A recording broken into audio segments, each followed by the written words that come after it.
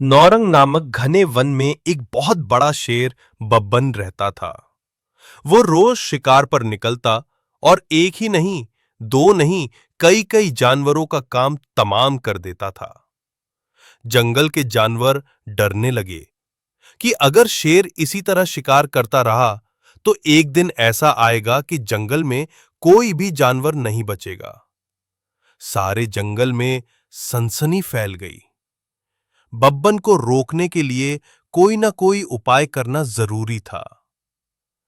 एक दिन जंगल के सारे जानवर जंगल के मुखिया गोलू हाथी के सामने इकट्ठा हुए और इस बात पर विचार करने लगे।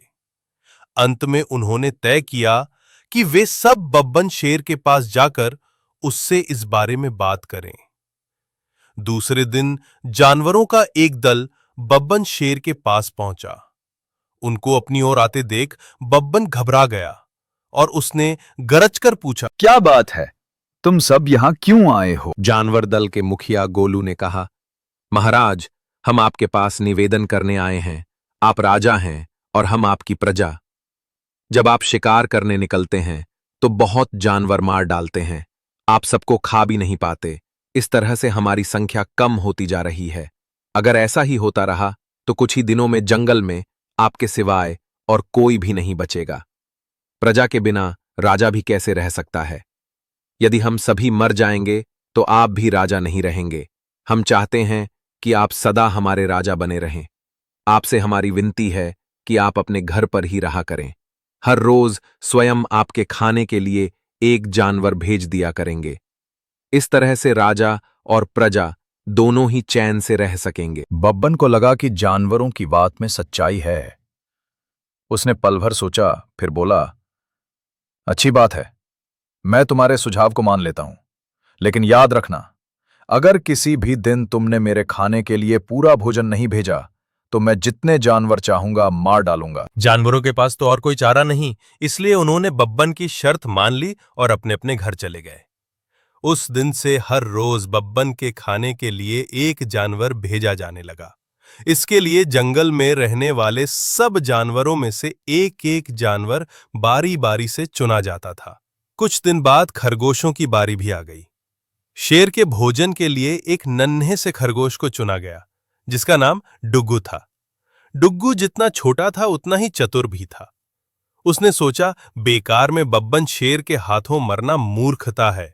अपनी जान बचाने का कोई न कोई उपाय अवश्य करना चाहिए और हो सके तो कोई ऐसी तरकीब ढूंढना चाहिए जिसे सभी को इस मुसीबत से सदा के लिए छुटकारा मिल जाए। आखिर उसने एक तरकीब सोच ही निकाली। डुग्गू धीरे धीरे आराम से बब्बन शेर के घर की ओर चल पड़ा। जब वो शेर के पास पहुंचा तो बहुत देर हो चुकी थी। भूख के मारे बब्बन का बुरा हाल हो रहा था। जब उसने सिर्फ एक छोटे से खरगोश को अपनी ओर आते देखा तो गुस्से से बौखला उठा और गरज कर बोला, किसने तुम्हें भेजा है? एक तो पिद्दी जैसे हो, दूसरे इतनी देर से आ रहे हो। जिन बेवकूफों ने तुम्हें भेजा है मैं उन सबको ठीक करूंगा। एक एक का काम तमाम न किया तो मेरा नाम भी बब्बन नहीं। नन्हे डुग्गू ने आदर से जमीन तक झुककर कहा, महाराज, अगर आप कृपा करके मेरी बात सुन ले तो मुझे या और जानवरों को दोष नहीं देंगे। वे तो जानते थे कि एक छोटा सा खरगोश आपके भोजन के लिए पूरा नहीं पड़ेगा, इसलिए उन्होंने 6 खरगोश भेजे थे। लेकिन रास्ते में हमें एक और शेर मिल गया। उसने 5 खरगोशों को मारकर खा लिया। ये सुनते ही शेर दहाड़कर बोला, क्या कहा? दूसरा शेर? कौन है वो? तुमने उसे कहां देखा? महाराज, वो तो बहुत ही बड़ा शेर है, डुग्गू ने कहा। वो जमीन के अंदर बनी एक बड़ी गुफा में से निकला था। वो तो मुझे भी मारने जा रहा था, पर मैंने उससे कहा, सरकार, आपको पता नहीं कि आपने क्या अंधेर कर दिया है। हम सब अपने महाराज के भोजन के लिए जा रहे थे, लेकिन आपने उनका सारा खाना खा लिया है। हमारे महाराज ऐसी बातें सहन नहीं करेंगे। वे जरूर ही यहाँ आकर आपको मार डालेंगे। इस पर उसने पूछा, कौन है तुम्हारा राजा? मैंने जवाब दिया, हमारा राजा जंगल का सबसे बड़ा शेर है। महाराज, मेरे ऐसा कहते ही वो गुस्से से लाल पीला होकर बोला, बेवकूफ, इस जंगल का राजा सिर्फ मैं हूँ। यहाँ सब जानवर मेरी प्रजा हैं। मैं उनके साथ जैसा चाहूँ वैसा कर सकता हूँ। जिस मूर्ख को तुम अपना राजा कहते हो, उस चोर को मेरे सामने हाजिर करो। मैं उसे बताऊंगा कि असली राजा कौन है। महाराज, इतना कहकर उस शेर ने आपको बुलाने के लिए मुझे यहाँ भेज दिया। दुग्गू की बात सुन के बब्बन को बड़ा गुस्सा आया और वो बार बार गरजने लगा।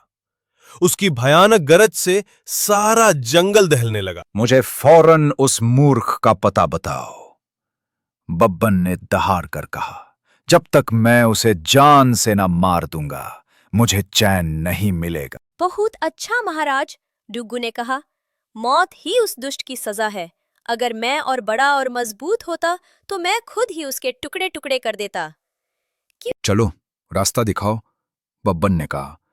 फौरन बताओ किधर चलना है। इधर आइए महाराज, इधर। डुग्गू रास्ता दिखाते हुए बब्बन को एक कुएं के पास ले गया और बोला, महाराज, वह दुष्ट शेर जमीन के नीचे किले में रहता है। जरा सावधान रहिएगा।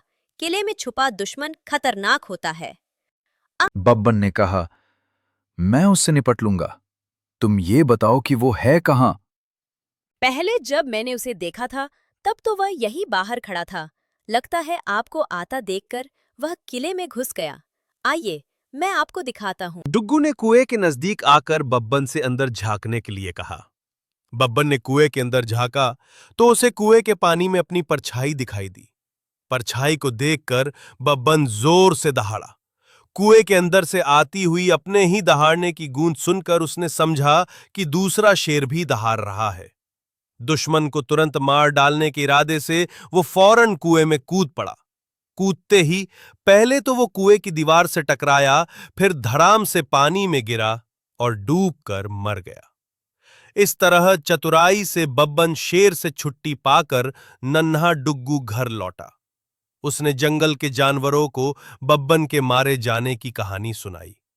दुश्मन के मारे जाने की खबर से सारे जंगल में खुशी फैल गई। जंगल के सभी जानवर डुग्गू की जय जयकार करने लगे। इस कहानी से हमें ये सीख मिलती है कि घोर संकट की परिस्थितियों में भी हमें सूझबूझ और चतुराई से काम लेना चाहिए और आखिरी दम तक प्रयास करना चाहिए। Please like, share, and subscribe to our channel. Also, don't forget to press the bell icon so that you don't miss our latest videos.